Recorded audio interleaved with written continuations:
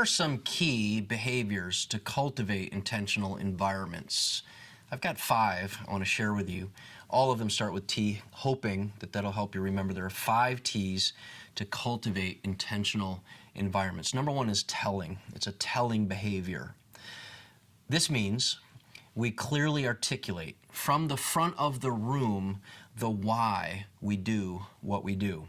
I learned this firsthand when a woman responded to my guest follow-up email with relief, and she said to me, "I'm so glad that when I read your email that you weren't writing to ask me why I didn't give on Sunday. I saw your name in my inbox and I was panicked thinking, I know why he's writing me. He saw that I didn't give on Sunday. And when I realized you weren't asking that, I was so relieved." So she apologizes in the email for not giving on Sunday morning in the service. She said, "I saw people putting money in the baskets, but I didn't know how much it cost, so please forgive me."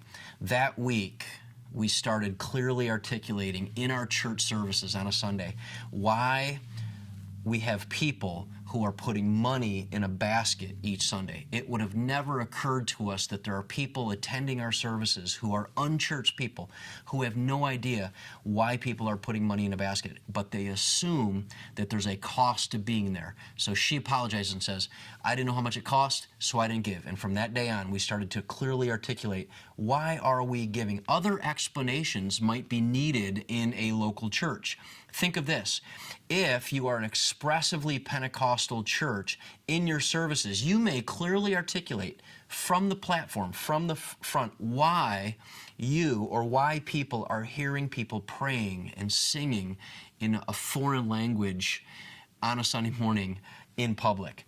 If you are surrounded in a Catholic community, you may clearly articulate from the front, why are our services on Sunday relatively long? Why do they feel so long? If you're from a Catholic community who is used to attending Mass, and those Masses are 45 minutes long, and then now they're attending your church, and these services are going 75, 90, or more minutes, you might take time to explain why your services are relatively so long. Also, you might be launching a new or different campaign. You might be launching a new or different program. You might clearly articulate why we are investing so much time and why we are investing so much energy on this new initiative. Either way, when you're doing something different or when you're doing something familiar, telling means that you're clearly articulating the why we do what we do from the front of the room. Now, if you're going to be successful, it would require that you are constantly communicating how what is happening or going to happen contributes to the mission and vision. How is it that what we're doing is going to contribute to what we see and what we envision or what we have devoted ourselves to in the mission? This means that everyone, especially leadership, articulates how what we are doing together is contributing to the vision. Also, every communication is primarily filtered through the question of how does this environment, program, initiative, campaign, how does this help us fulfill our vision? So if you're a church who is strong in this area of intentional environments, you are probably constantly communicating what is happening or what is going to happen and how that contributes to the mission and vision of the church. Most likely, everyone in the church, especially leadership, consistently funnels their public communication through this very lens. It enables them to provide clarity when describing the why behind the what. Everyone, especially the leaders, is always funneling their communications through answering this question, why are we doing this? Why are we doing what we're doing? If you want to, for example, take announcements and really boost up the impact of your announcements. If you do announcements in the church service, whether it's video or whether it's live, and you want to boost your announcements to go from informational to inspirational, you may consider this. An information announcement sounds like this. There's a women's dinner. It is the last Sunday of every month. It's at 6 o'clock, and it's at Sister Sandra's home. Bring a dish to pass. That would be considered an information announcement. With a small change in the way that this announcement is made, it goes from information to inspiration and helps you communicate from the front why we're doing what we're doing. It might sound like this. It's the same announcement, but it might sound like this. We're doing a women's dinner where we intentionally get beyond the Sunday service friendliness and we go below the surface into everyday friendships. Let me say that again.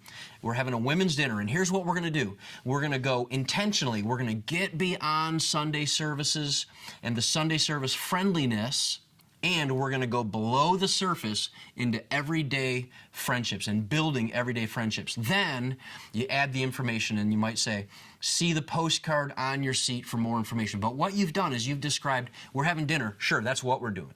But the why behind it is because we're going to try to go beyond Sundays where we're just friendly with each other. We're going to get under the surface and we're going to build some new friendships. You've articulated the why we do what we do. This would mean that you're a strong, effective, healthy church in the area of intentional relationship. Now, if you're a mediocre church in this particular aspect of telling, this probably means that you're inconsistently communicating how it's happening, how it's going to happen, how it contributes to the mission and the vision of the church. Most likely, only a handful of people in your church, usually the senior leader, funnel their public communication through this lens, which limits the clarity provided to people, to the followers, the people that you want to move in your congregation, by not really often or regularly or enough communicating the why behind the what. Now, if you're a weak church, if your church is weak in this area, if it scores low in this area of intentional environments,